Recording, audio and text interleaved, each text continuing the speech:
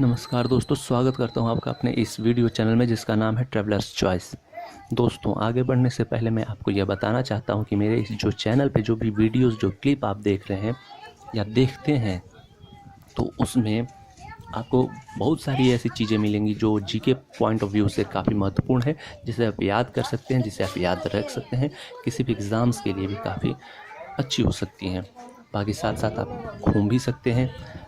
जाने से पहले जगह को अगर मेरे वीडियोस को देख रहे हैं तो काफ़ी आपको इन्फॉर्मेशंस मिलेंगे उस जगह के बारे में, क्या कैसे करना है वहाँ पे जाने से पहले।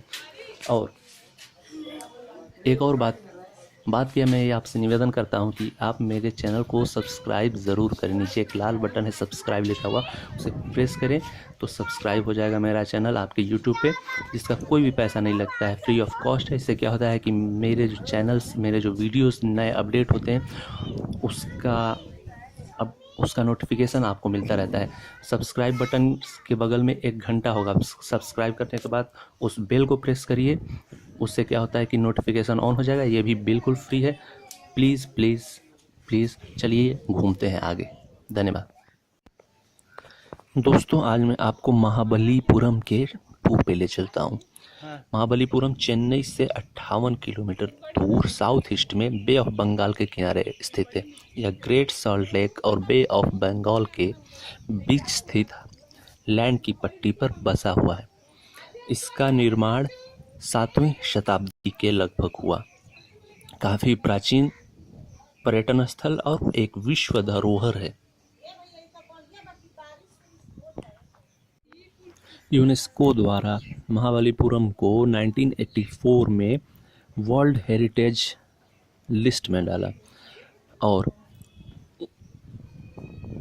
1983 के बाद 1984 में स्थान पाने वाला यह दूसरा साइट बना।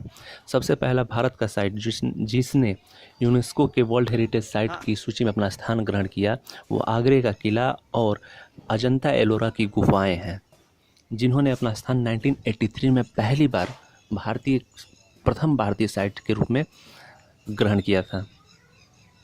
महाबलीपुरम का निर्माण 7वीं शताब्दी में नरसिम्हा वर्मन प्रथम के शासनकाल में शुरू हुआ। नरसिम्हा वर्मन प्रथम एक पल्लव शासक थे और अतः इन मॉन्यूमेंट्स को पल्लव शासनकालीन माना जाता है। मामल्ल के काल में जो एक शासक थे, पल्लव शासक, इस शहर का विकास अपने चरम पे था, इसलिए महाबलीपुरम को मामल्लपुरम भी कहते हैं। काफ़ी प्राचीन मॉन्यूमेंट्स हैं और ये बड़े बड़े ग्रेनाइट के बोल्डर्स को काट के बनाए गए हैं। इनमें आपको कहीं भी जॉइंट नहीं मिलेगा। ये पूरे चट्टान को, बड़े बड़े जो चट्टान हैं ग्रेनाइट के, उन्हें काट करके मंदिर का, रथ का और केव्स का निर्माण किया गया है। यहाँ पे आप जाओगे, आप 7वीं शताब्दी में पहुँच जाओगे। यहाँ की बिल्डिंग्स, यहाँ के केव्स को देखकर आपको ऐसा प्रतीत होगा कि कितनी मेहनत से इसे, कितनी कलाकारी से इन्हें बनाया गया। आप देख सकते हैं कि बड़े बड़े चट्टानों को कैसे तराशा गया है, बिना किसी जॉइंट के काट कर बनाया गया, पूरा घर काट करके बनाया गया है। अब आपके मन में सवाल उठ रहा होगा कि ग्रेनाइट के चट्टान को क्यों? क्योंकि डेक्कन के आसपास का इलाका जो है, उनका निर्माण बेसाल्टिक लावा से हुआ है, इसलिए वहाँ पे आग्नेय चट्टानों का बहुत आयात है और ग्रेनाइट आग्नेय चट्टानों का ही रूप है। इसलिए ग्रेनाइट के चट्टान, ग्रेनाइट के पहाड़ वहाँ पे काफ़ी मात्रा में है और इसी कारण के उस समय उन चट्टानों को काट करके इस प्रकार के घर का निर्माण किया गया। ग्रेनाइट चट्टान काफ़ी मजबूत चट्टान होते हैं। चट्टानों के बाकी जो प्रकार है, सेडिमेंट्री रॉक्स और अन्य तरह के, बाद में बात करेंगे इसकी, तो उन चट्टानों के प्रकार में ग्रेनाइट काफ़ी मजबूत चट्टान होते हैं, इसलिए ग्रेनाइट के चट्टानों से इनका निर्माण किया गया है। अब यहाँ पे मॉन्यूमेंट्स क्या क्या हैं? यहाँ पे 3 प्रकार के मॉन्यूमेंट्स आपको मुख्यतः पाए जाएंगे। 7 पगोड़ाज, केव्स और पंचरथ। अभी जो दृश्य आप स्क्रीन पे देख रहे हैं, पंचरथ है, 5 पांडवों के रथ, अर्जुन, भीम, नकुल, सहदेव और धर्मराज के रथ हैं। ये 5 प्रकार के रथ हैं। यहाँ पे हाथी का एक बड़ा सा मूर्ति बनाया मिलेगा, शेर का मूर्ति बनाया हुआ मिलेगा। ये जो पीछे का जो दृश्य आप देख रहे हैं, पंचरथ का दृश्य है। अलग अलग 5 रथ बनाए गए हैं पांचों पांडवों के। फिर से केव्स भी है यहाँ पे, देख सकते हैं आप पीछे का दृश्य। ये जो पूरा एरिया है वो पंचरथ का एरिया है, और जो ये बिल्डिंग्स आपको पीछे दिख रही हैं, जो डिज़ाइंस, मॉन्यूमेंट्स, जो कुछ भी दिख रहा है पंचरथ से रिलेटेड है सारा कुछ। काफ़ी सुंदर दृश्य है यहाँ पे। अभी आप ये जो जगह देख रहे हैं, ये हम आगे बढ़ रहे हैं, ये रास्ते का सीन है। हम आगे बढ़ रहे हैं अभी पंचरथ वाले जगह पे थे, वहाँ से हम 7 पगोड़ा की तरफ आगे बढ़ रहे हैं। और रास्ते में बहुत सी ऐसी दुकानें मिलेंगी जहाँ पे जो पत्थर है, पत्थर के डिज़ाइन वाले, पत्थर के मूर्ति बना करके मूर्तिकारी का काम किया जाता है यहाँ पे। आप रास्ते में देख सकते हैं, और बहुत सारी ऐसे दुकानें हैं इस रास्ते में नहीं, पूरा इसके महाबलीपुरम के एरिया में ऐसी दुकानें मिलेंगी जहाँ पे मूर्तियों का निर्माण ग्रेनाइट के चट्टानों को काट कर किया जाता है। ये देखिए कितनी सुंदर डिज़ाइन यहाँ पे आपको मौजूद है। केवल मूर्ति नहीं, बाकी और भी सजावट के सामान जो पत्थर पे कलाकारी करके उकेरे गए हैं, ऐसे लग रहे हैं कि मानो उठ के खड़े हो जाएंगे। देखिए राधे कृष्ण की मूर्ति, भगवान गणेश की, भगवान बुद्ध की,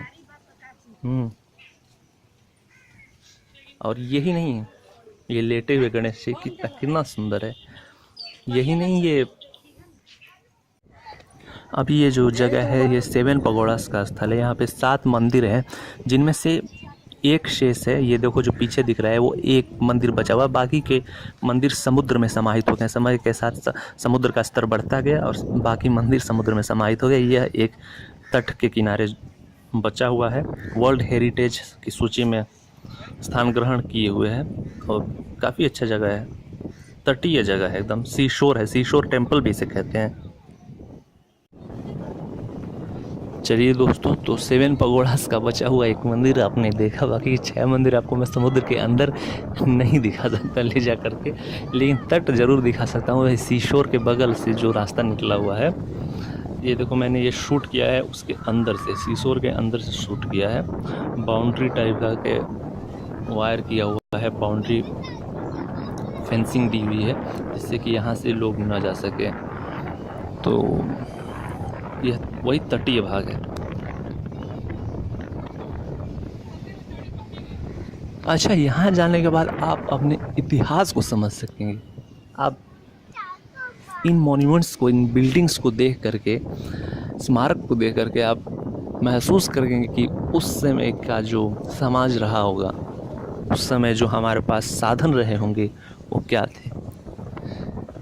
उस समय हमारे पास इतनी उन्नत किस्म की मशीनें नहीं रही होंगी, लेकिन ज़रूर एक शारीरिक बल मौजूद रहा होगा, जिनके कारण इतने बड़े बड़े चट्टानों को काटा गया है, तराशा गया है, और इतने सुंदर नक्काशी वाले मंदिरों का, गुफाओं का निर्माण किया गया है पल्लव।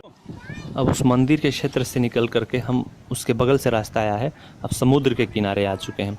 यहाँ पे समुद्र का नज़ारा देखिए, काफ़ी मनोरम दृश्य, काफ़ी सैंडी बीच है यहाँ का भी। यहाँ पे आपको दुकानें काफ़ी सारे मिलेंगी, हर तरह की दुकानें मिलेंगी आपको, और घूमने के लिए काफ़ी अच्छा जगह है ये। तटीय भाग महाबलीपुरम का, बंगाल की खाड़ी की तरफ खुलता हुआ आप देख सकते हैं। जाइए ज़रूर एक बार, घूमने वाली काफ़ी अच्छी जगह है। सारी चीज़ें मैंने आपको बता दी। चेन्नई से 60 किलोमीटर के लगभग। ये देखिए लहरें आती हैं, आपके पैरों को छू करके चली जाती हैं, है ना। कितना अच्छा लगता होगा। यहाँ पे आप खड़े होंगे तो शीतल हवाएं आपको काफ़ी राहत प्रदान करेंगी चेन्नई की उमस भरी गर्मी से थोड़ी सी, क्योंकि चेन्नई में गर्मी काफ़ी पड़ती है। आप अगर जाना होगा तो ठंडी के दिनों में जाना, दिसंबर में जाना। चलो दोस्तों, इसी के साथ अपने इस वीडियो को समाप्त करता हूँ। नीचे सब्सक्राइब बटन है, प्लीज़ सब्सक्राइब करें, उसे प्रेस करें, कोई पैसा नहीं लगा, फ्री ऑफ कॉस्ट है। उसके बगल में घंटा है, बेल है, उसे दबाएंगे तो नोटिफिकेशन आपको टाइम पे मिलेंगे। ऊपर आई बटन पे और भी वीडियोज़ के लिंक है, प्लीज़ प्रेस करें, देखें। थैंक्स।